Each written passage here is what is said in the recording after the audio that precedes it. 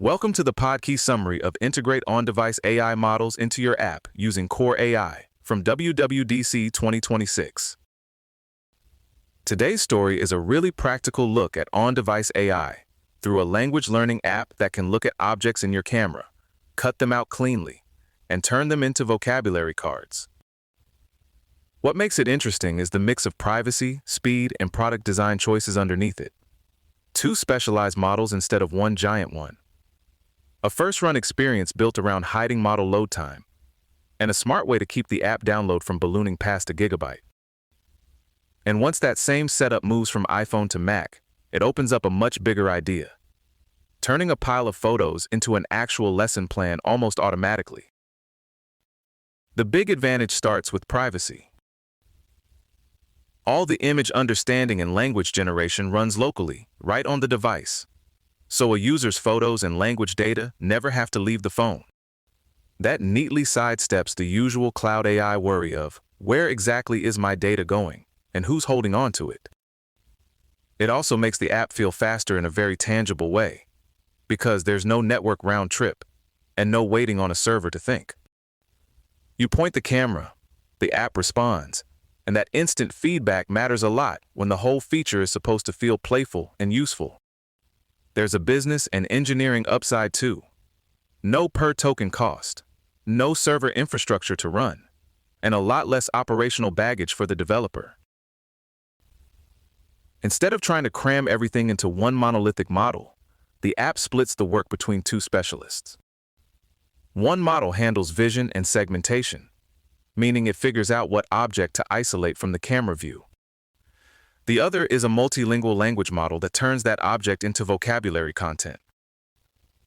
That decomposition is important because task-specific models usually do their own job better, and each one can stay smaller than a giant do-everything system. It also gives the developer a cleaner upgrade path. If the vision model improves, you can swap that piece out without touching the language side. And the reverse is true too. For the image part, the choice was SAM3, a promptable segment anything model. The useful trick here is that it can isolate objects from a camera feed based on a text prompt, which is exactly what you want if you're building neat little vocabulary cards with clean cutouts instead of messy snapshots. The exported SAM3 file is hefty at 623 megabytes, and it targets iOS 27 and macOS 27. Under the hood, it exposes functions like image, encode, and detect. But the Core AI Swift package hides most of that plumbing, which is probably a mercy for everyone involved. On the language side, the app uses a 0.6 billion parameter Qwen model. That model fits the on-device constraint while still supporting 119 languages, which makes it a strong match for a vocabulary tool. What pushed it beyond being just a translation engine is its reasoning ability. It can generate contextual example sentences, not just a bare word equivalent, so the resulting cards feel more like something you could actually learn from instead of a glorified flashcard with one lonely noun on it. Now for the part every AI demo eventually runs into.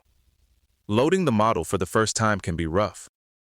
Core AI does a heavy specialization step when a model is first loaded, basically compiling it for the specific device. That can cause a noticeable stall in the interface, like staring at a spinner while SAM3 gets itself together.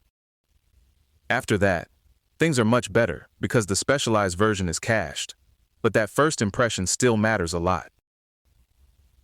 If the app freezes right when the feature is supposed to feel magical, the magic kind of leaves the room.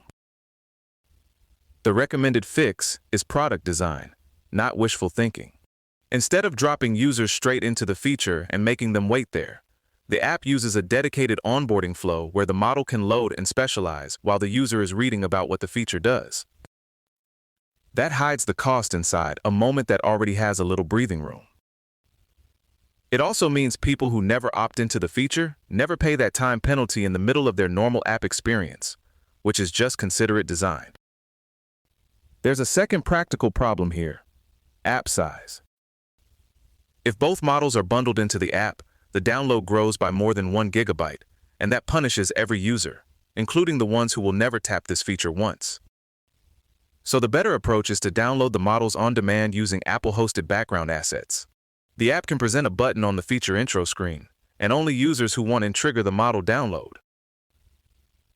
That keeps the initial install lightweight while still making the advanced feature available when someone actually asks for it. There's also a tooling shortcut to reduce the pain of that first specialization step. Core AI includes a Core AI build command that lets developers compile models ahead of time on their own machines, producing device-specific artifacts before the app ever ships. That doesn't eliminate runtime preparation completely. A lightweight device-specific specialization still has to happen. But it cuts the prep time down dramatically, which means less waiting, fewer awkward pauses, and a much smoother first use. One of the nicest parts of the architecture is that Core AI abstracts both the vision and language models behind the same Swift APIs. So the iPhone implementation can move over to macOS with relatively small changes using the same model files. And once it's on a Mac, the ceiling goes way up because there's more memory and more compute to work with. That means the developer can step up from the smaller Qwen model to something like Qwen 3 at 8 billion parameters for richer prompts and heavier workloads. That extra headroom on macOS changes the feature from a neat camera trick into something much bigger. The app can batch process dozens of photos in parallel, segmenting objects across all of them, and then sending each result through the language model to generate multiple cards automatically. With the larger model, it can go beyond individual cards and create structured lesson plans. It can sequence words by difficulty, generate multiple example sentences, and even add pinyin, turning a photo collection into a full curriculum from a single prompt. That's a pretty striking example of how the same core system scales. Quick, private interaction on the phone, and then deeper content generation on the Mac when you've got room to do more. So the whole picture here is less about flashy AI for its own sake, and more about careful choices. Keep data on device, use the right model for each job, hide the slow parts thoughtfully, and only download the heavy stuff when people actually want it. And when those choices line up, you get something that feels both more personal and more practical, which is honestly a pretty good place for AI to be. This episode was generated by Podkey. Create your own at podkey.fm.